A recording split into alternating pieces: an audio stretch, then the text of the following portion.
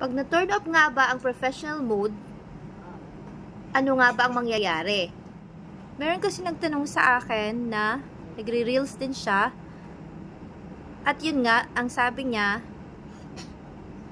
ba't daw wala pang lumalabas na send stars sa mga reels niya? At nasabi niya rin na na-turn off niya daw ang kanyang professional mode. Once kasi na-turn on na natin yung professional mode, dapat iwasan na natin na i-turn off ito.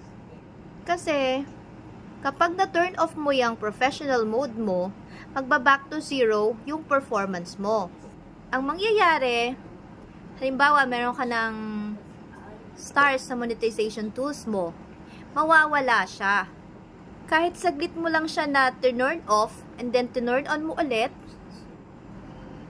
pagbalik mo,